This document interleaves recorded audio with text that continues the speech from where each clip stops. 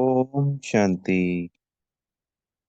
आज 29 दिसंबर 2024 के महावाक्यों के मनन चिंतन में ये रिवाइज है 31/12/2002। तो नए वर्ष की मुरली है। सबसे पहले बाप दादा से हम बच्चों को नव वर्ष की बहुत बहुत शुभकामनाएं मिलती हैं। अव्यक्त मुरली हमारी इस साल की लास्ट है, क्योंकि अगला संडे तो नए साल में होगा।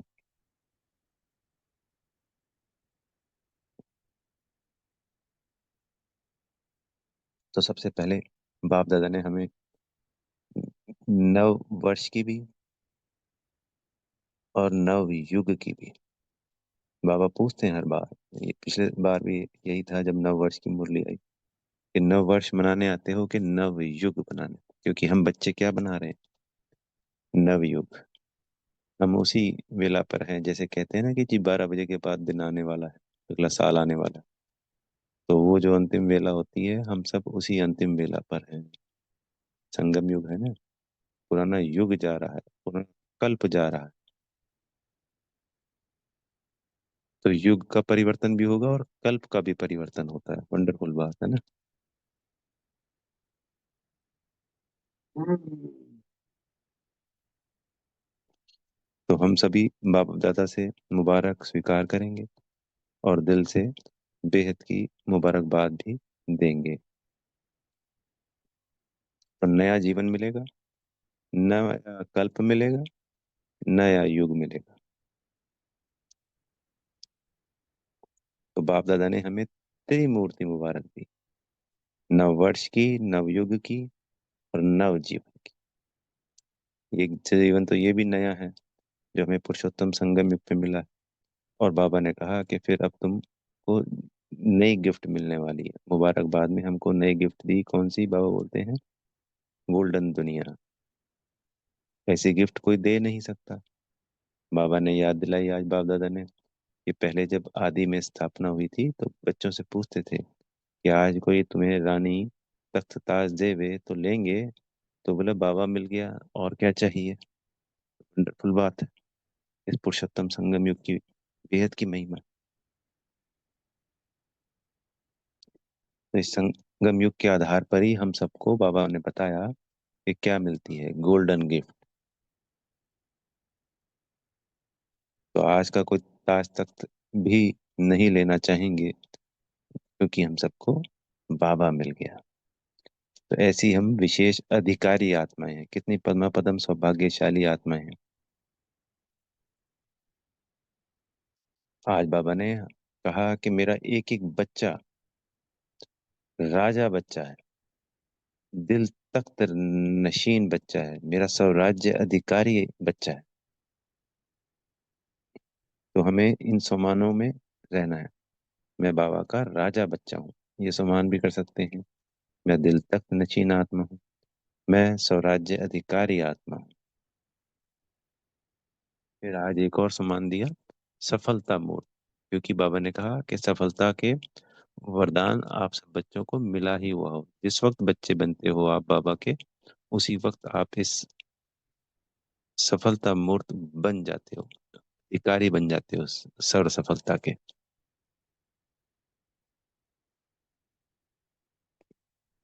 बाबा ने हमें स्वराज्य अधिकारी बच्चों को याद दिलाई कि इस वक्त जो स्वराज्य अधिकारी बच्चे हैं वही भविष्य के फिर राज्य अधिकारी हैं। संगम युग सबसे सर्वश्रेष्ठ समय है। पिछले 63 जन्मों में हम सभी बच्चों ने यज्ञ, जप, तप, व्रत, नियम, अनेक अनेक तपस्याएं, भक्ति नाना प्रकार से की 63 जन्मों में। तो जिसको पाना था बाबा को, वो हम सब बच्चों ने पा लिया।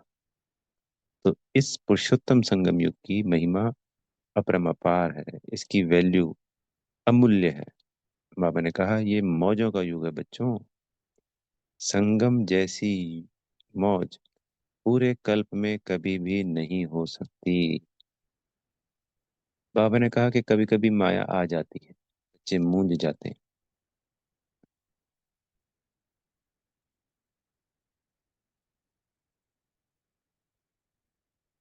मौजने का कारण भी बाबा ने बताया। और मौज का कारण इसलिए कि हमें बाबा मिल गया। हर क्षण उमंग है, उत्साह है, उत्सव है। किस बात का? जब हमें कोई खुशी मिलती है, बाबा ने बताया, तो हम क्या करते हैं, दूसरों को बताते हैं। तो हमें बाबा मिल जाता है। तो हम दूसरों को मैसेज देते हैं ना, कि भाई आप भी ऐसे ऐसे जाओ, सबको अपना अपना समय को ध्यान करो। जब हम अपने रिश्तेदारों को या दोस्त को, जानने वालों को, यहाँ तक कि अनजान को भी बड़ी खुशी से मुंह उठा के पैसे देते हैं कि भाई बाबा आ गया है। ये जो सेवा है बड़ी खुशी उमंग उत्साह से करते हैं।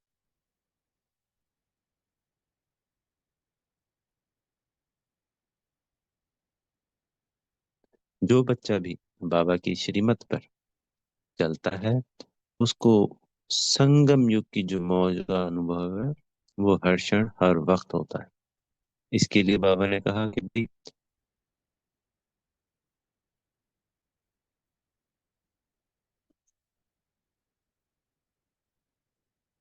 सहज योगी बनना, मेहनत योगी नहीं। कई बच्चे, चाहे वो व्यर्थ के कारण है, चाहे वो अपनी मत पर मत किसी भी कारण से, सहज योग को मुश्किल योग बना देते हैं। जो प्राप्तियां अत्यंत सुख की इस पुरुषोत्तम संगम युग पे होनी है, वो कभी भी किसी भी युग में नहीं होगी।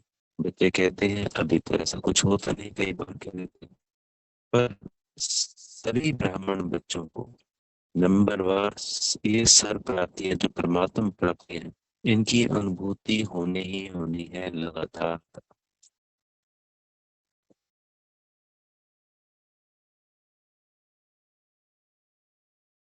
पूरे कल्प का ये सर्वश्रेष्ठ समय है। बाबा ने समझाया कि सहज योग कैसे, मैं और मेरा, ये दो शब्द हम पूरे दिन में अनेकों अनेक बार बोलते हैं। अगर हम एक दिन में ध्यान देंगे तो गौर करेंगे कि हमें तो पता ही नहीं था हम इतनी बार मैं और मेरा शब्द का प्रयोग करते हैं। तो इसके लिए पहले बाबा ने कई और अव्यक्त मूल्यों में बताया, आज भी बताया, जब मैं शब्द का प्रयोग करें तो अपने आप को आत्मा देखें हमेशा। तो फिर जो देह भान का मैं है, उसका प्रभाव नहीं रहता है। तो हम किसी से भी बात कर रहे हैं, चाहे वो नॉन भी के, उससे कई बार आता है कि मैं शायद मैं ये करता हूँ या मैं ऐसे कर दूंगा। सामने वाला कहते हैं ये काम हाँ जी मैं कर दूंगा। पर हाँ जी मैं कर दूंगा, तो जब ये मैं बोल रहे हैं, तो अपने आप को मन ही मन आत्मा देखना है। मेरा शब्द यूज करना पड़ता है। तो जब जब मेरा करते हैं, तो जब बीके है सामने, तो हम ये बोल सकते हैं मेरा बाबा, मेरे बाबा का है ये। जैसे ये घर है, ये मेरे बाबा का है। मेरे बाबा की गाड़ी है, मेरे बाबा का मोबाइल। अब नॉन भी के है मान लीजिए, उसके सामने भी बोल सकते हैं बहुत अच्छा। वो कह देंगे, क्योंकि भक्ति में भी ऐसे बहुत सारे लोग हैं जो कहते हैं ये तो भगवान का है, ये उसका है, तो कहते हैं ये तो भक्त आत्मा है। भक्ति वालों के लिए कहते हैं। हम जब बाबा कहेंगे तो वो हमसे पूछेगा आप बाबा बाबा किसको कहते हो। पर मान लीजिए जैसे आप नहीं कह पाते, तो फिर क्या कहना है हमको, ये मेरा है मोबाइल, पर मन ही मन कहना है मेरे पापा का। उसी वक्त अपने आप को, तो जितनी बार भी जब मेरा आएगा तो हमने वो किसमें कन्वर्ट कर दिया, मेरा बाबा। और मैं आया तो हमने अपने आप को आत्मा दिया। तो इससे जो देहभान है या देह अहंकार है, वो कभी नहीं आए। आत्म स्थिति में रुचि, बाबा के बाबा की दुआओं के पात्र बने, शक्तियों के पात्र बनेंगे।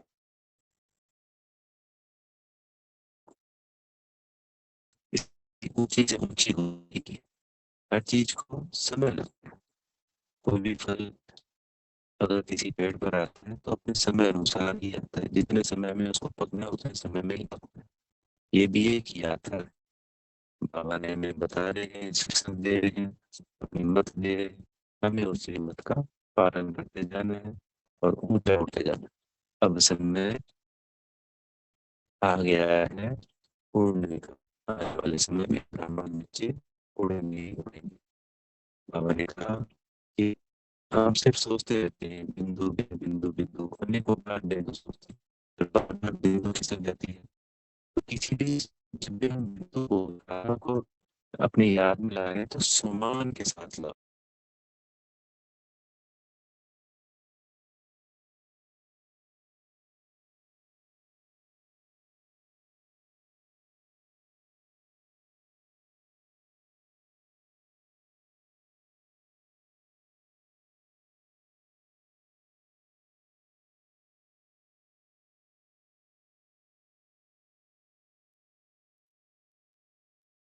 तो हमें स्मृति में लाना है, मैं कौन सी आत्मा हूँ। मैं मास्टर सर्वशक्तिवान, मैं मास्टर पवित्रता का सागर। बोले अनेकों ने सुमाना, जैसे आज का ही है।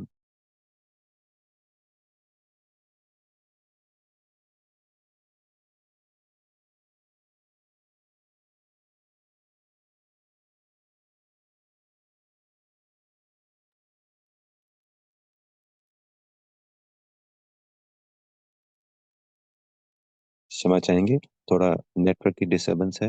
अगर कहीं कोई आवाज कट रही है या आ रही है तो उसके लिए क्षमा।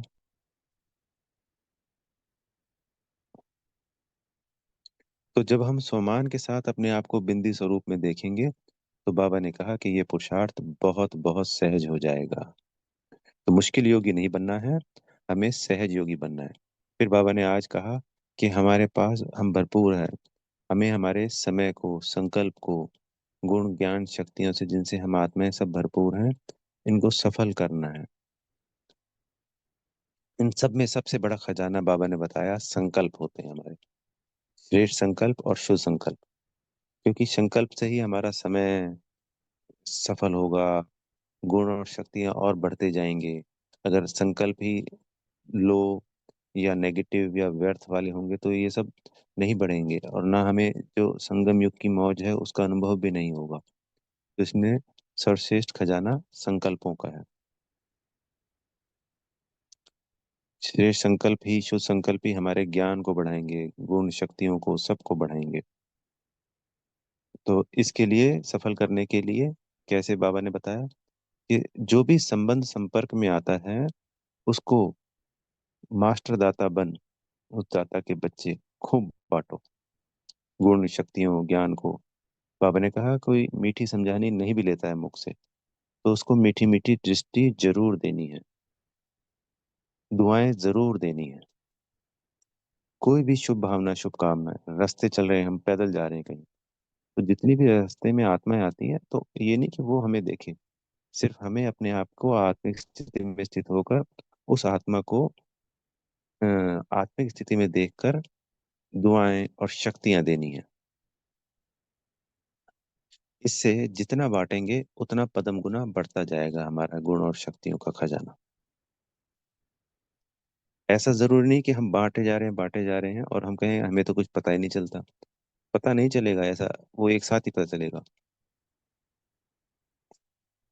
हमारा जो सेविंग अकाउंट बाबा के पास है खुला हुआ, हर आत्मा का अपना अपना, वहां पे पड़ रहा है। वो जब कहते हैं ना, बच्चे के पास पैसा तो बहुत है, पर देते कब है, जब वो बालिग बन जाता है, काबिल हो जाता है, जैसे मान लो 18 साल या 21 साल का। तभी तो देंगे ना वो पैसा, ताकि वो संभालने लायक हो। अभी दे देंगे तो सारा पैसा खर्च कर देगा, बर्बाद कर देगा, कोई छीन लेगा। तो इस वक्त कौन बैठा है? अगर बाबा हमको सर्वगुण सर्व शक्तियां इस वक्त हमारे को प्रत्यक्ष रूप से दे दें, तो सब खर्च हो जाएंगी व्यर्थ में, वेस्ट में। माया रावण छीनने के लिए तैयार है, वो शक्तिशाली बन जाती है। इसलिए खुशी की प्रत्यक्ष खुराक हमें हर वक्त मिलती रहेगी। और वो जो गुण खजाने हैं, उन वो हमारे शक्तियों के, गुणों के, ज्ञान का खजाना हमेशा बढ़ता रहेगा। जैसे कहीं पे कोई मांगने वाला भी आता है, तो हमें पता है श्रीमत के भाई देना नहीं। हाँ, कुछ खाने को है वो दे सकते हैं, पर रास्ते चलते जितने भी मांगने वाले आते हैं, उन सभी को आत्मा की दृष्टि से देखकर बहुत बेहद की दुआएं देनी है। हर आत्मा को बेहद की दुआएं देते जाना है, देते जाना है।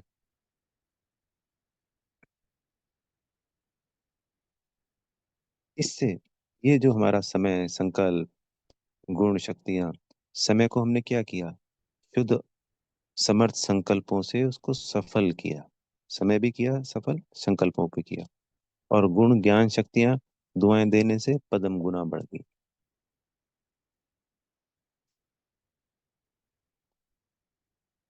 तो हम सबको जो सफलता का वरदान मिला हुआ है, तो हम जो भगवान के अधिकारी बच्चे हैं,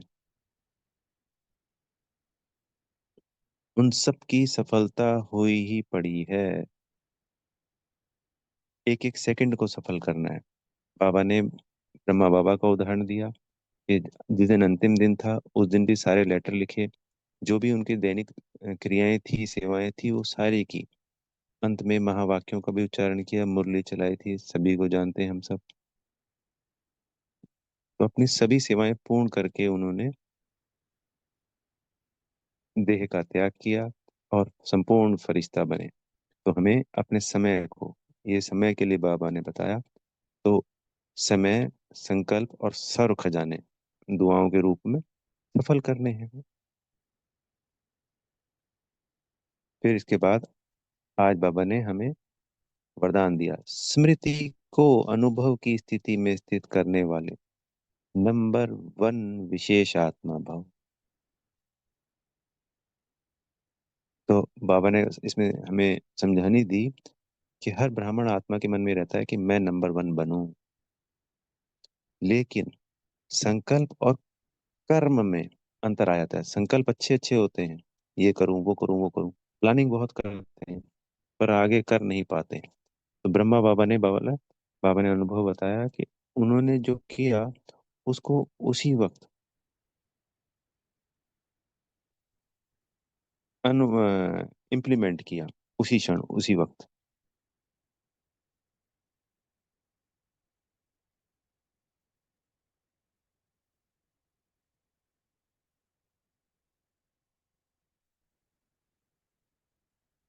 तो बाबा ने इसमें समझानी दी हमको, जैसे सुनना और जानना याद रहता है, ऐसे स्वयं को उस अनुभव की स्थिति में लाना है। तो ये जो हम बोलते हैं ना, दीवान हूँ, इसके या कोई भी हम सामान लेते हैं, उसको हमें फील करना है, उसकी स्मृति में रहना है। जब हम आत्मिक स्थिति का अभ्यास करते जाएंगे, तो वो जो स्मृति याद है हमारी आत्मा की, तो वो जो शक्तिशाली सामान है वो और शक्तिशाली होगा, उसका हमें अनुभव होगा। हमें ऐसा महसूस होगा कि हमारी शक्तियां कार्य कर रही हैं। एक तो होता है सिर्फ सुनना और जानना, और एक होता है उसको इम्प्लीमेंट करना। तो जितना हम अपनी शक्तिशाली स्थिति में, स्मृति में, याद में रह करके उसका अनुभव करेंगे, तब हम नंबर वन के अधिकारी बन जाएंगे। फिर स्लोगन में बाबा ने आज हमें कहा, बुराई की रीस को छोड़, अच्छाई की रेस करो। तो किसी से भी रेस तो हमेशा बुराई की ही होती है, और रेस करनी है, स्वयं से भी स्वयं की रेस करनी है कि मुझे अपने आप से और अच्छा बनना है, और दूसरी आत्माओं से भी हमें रेस करने के आगे जाने की, जलन ईर्ष्या को छोड़ देना है।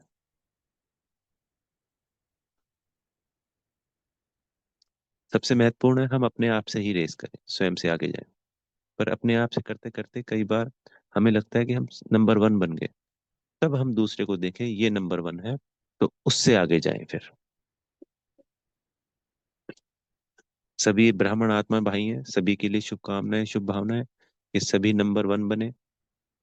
ये शुभ भावनाएं, शुभकामनाएं रखनी है, पर अपना पुरुषार्थ पे ध्यान देकर अपने आप में परिवर्तन करते जाना है। अच्छा, ओम शांति। बेहद का धन्यवाद आप मेरे सभी आत्मा भाइयों का, मेरे प्यारे मीठे बाप दादाजी का दिल से पद्मा पदम बार धन्यवाद। आपको बेहद की शुभकामनाएं। सदा बाबा के दिल तख्त नशीन रहे, सदा सफलता मूर्त भव। ओम शांति।